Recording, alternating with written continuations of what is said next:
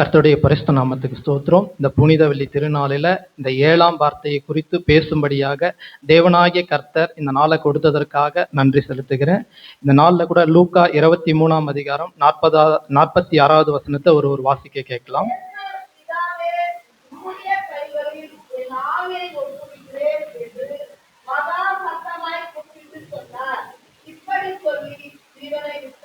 ஆமென். கர்த்தருடைய பரிசுத்த நாமத்துக்கு ஸ்தோத்திரம்.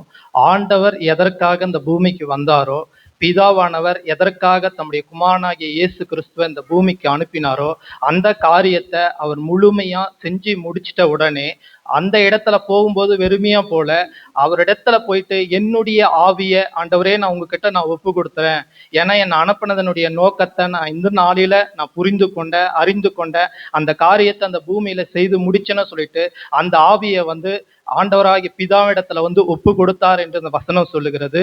இதன் காரணமா சங்கீதம் 31:5 வசனம் சொல்லுது, உமது கையில் என் ஆவியை ஒப்புவிக்கிறேன், சத்திய பரனாகிய கர்த்தாவே நீர் என்னை மீட்டு கொண்டீர். இந்த வார்த்தை தீர்க்க தரிசனமா இந்த சிலுவையினுடைய வார்த்தையின் தீர்க்க தரிசனமா முன்னறிவிக்கப்பட்டது. இந்த வார்த்தையின் மூலமா ஆண்டவராகிய இயேசு லூக்கா 23:46 படி பிதாவிடத்துல தன்னுடைய ஆவியை ஒப்பு கொடுத்தார் என்று சொல்லுகிறது. 3 காரியங்களை அந்த நாள்ல பார்க்கலாம். முதலாவது ஒரு குடும்பம். ஏன்னா வேதத்துல சொல்லுது, நியாயாதிபதிகள் புஸ்தகத்துல ஒரு குடும்பம் இருக்கு.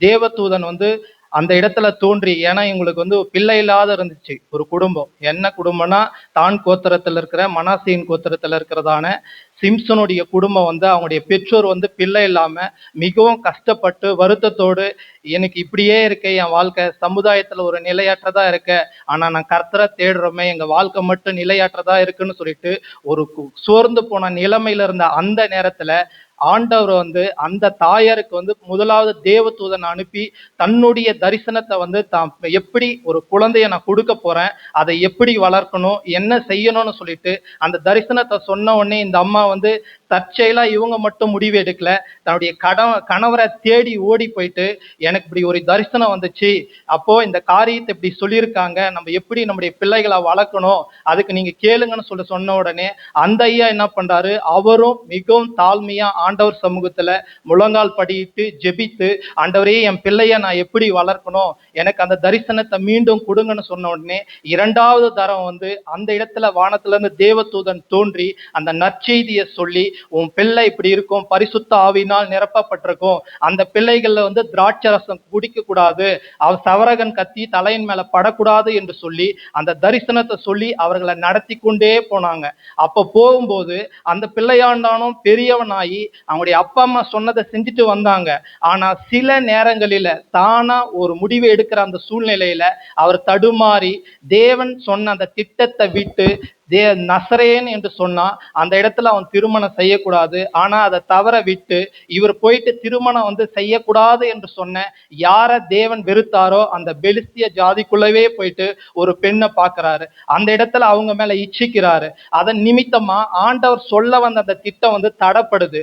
அப்பயும் ஆண்டவர் ஒவ்வொரு முறையும் அந்த சோதனையில இருந்து தப்பித்து கொள்றதுக்கான பாதைய வழிய ஒவ்வொரு நாளும் நமக்கு கொடுக்கிறாரு. ஆனா நாம தான் போய் அதுல விழுந்துடுறோம். அந்த இடத்துல பெலிஸ்தியர் இவனை பிடிச்சு, உன்னுடைய ஸ்ட்ரென்த் எங்க இருக்கு, நீ எப்படி இவங்களை எல்லாம் இவங்களெல்லாம் மேற்கொள்றன்னு சொல்லி கேட்ட உடனே இவன் ஒவ்வொரு முறையும் சஞ்சலப்படுத்திட்டே இருக்கிறதுனால தன் இருதயத்தை வெளிப்படுத்தி, என் ஸ்ட்ரென்த் என் முடியில தான் இருக்கு, என் முடியை எடுத்துட்டா என் பலன் போயிடும்னு சொன்ன உடனே அன்றைய நாளையில பெலிஸ்தியர் இவன் மேல அவனுடைய முடியை எடுத்துட்டு அவனுடைய கண்களை பிடுங்கி அவனை ஒரு விளையாட்டு பொருளா வச்சு எல்லாருக்கும் முன்னாடி, இவ்வளவு நாள் நம்முடைய பெலிஸ்தியருக்கு ஒரு எதிரியா இருந்த மனுஷன் இன்னைக்கு நம்ம கையில ஒரு பொம்மையா இருக்கிறான்னு சொன்ன உடனே அப்போ அவனுக்கு மிகுந்த ஒரு கஷ்டம்.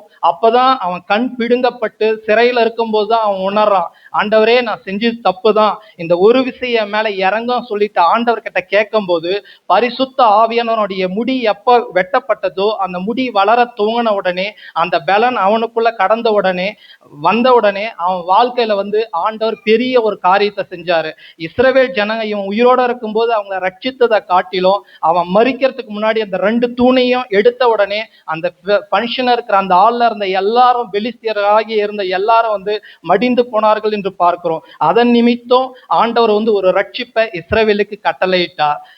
இரண்டாவதாக ஆண்டவர் ஸ்தேவான், ஏன்னா இந்த ஒரு மனுஷன் வந்து எப்படிப்பட்ட ஊழியத்தை செஞ்சார்னு தெரியும். ஏன்னா வேலை ஸ்தலத்துல இன்னைக்கு வந்து ஒரு சபையில இருக்காங்கன்னா கிரேக்கர்களுக்கும் எபிரேயர்களுக்கும் வந்து ஒரு வாக்குவாதம் என்னன்னா, விடோஸ் வந்து விதவை தாய்மார்களுக்கு வந்து உணவை பரிமாறத்துல வந்து பாகுபாடு இருந்துச்சு.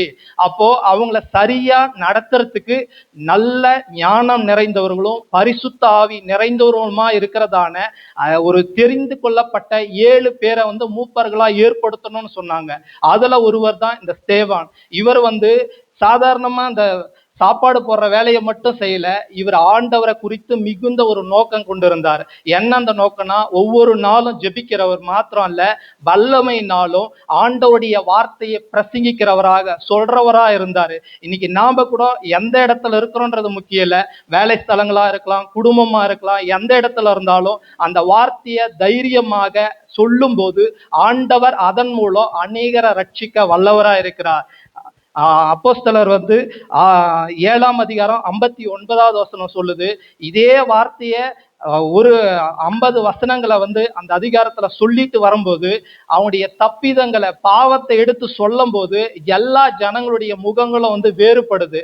அவனை கல்லெறியணும் கொன்று போடணும்ன்ற நிலையில இருந்த போது அந்த இடத்துல ஆண்டவர் வந்து அவங்களை எப்படி ரட்சிக்கணும், இந்த நாளில வந்து அவங்க கல்லெறிஞ்சு அடிஞ்ச உடனே இவர் மிகுந்த ஒரு தாழ்மையாக இருந்து, ஆண்டவரே உம்முடைய கரங்களில என்னுடைய ஆவியை வந்து நான் ஒப்புவிக்கிறேன், நீங்க தான் எனக்கு இந்த ஆவியை கொடுத்தீங்க, இந்த பரிசுத்த ஆவியை இந்த நாள் இவர்கள் ரட்சிக்கப்படும்படியா என்னை ஒப்பு கொடுக்கிறேன்னு சொல்லிட்டு ஸ்தேவான் வந்து ஒரு இரத்த சாட்சியா மரித்தார். மூன்றாவது ஒரு காரியம் என்னன்னா, அப்போஸ்தலனாகிய பவுல், அவருடைய வாழ்க்கையில பாத்தீங்கன்னா முதல்ல அவங்களுடைய வாழ்க்கையில மனுஷருக்கு பிரியமா நல்லா படிச்சாரு, நல்ல பிரைடு, நல்ல கல்வி ஞானமான். இவர் படிச்சு ஒவ்வொரு காரியம் வந்து இவர் செய்யறது எல்லாம் யூதர்களுக்கு வந்து மிக மிக பிரியமா இருந்துச்சு. நம்ம என்ன ஆர்டர் கொடுக்குறோமோ அந்த சர்க்கிள்ல வந்து கரெக்டா இவர் ஃபாலோ பண்றாருன்னு சொல்லிட்டு இருக்கும்போது இந்த ஸ்தேவானை கொலை செய்யறதுக்கு முன்னாடி அவனுடைய வஸ்திரங்களை கலட்டி எடுத்து வச்சாங்க. அது இவனுடைய பாதத்துலதான் வச்சாங்க.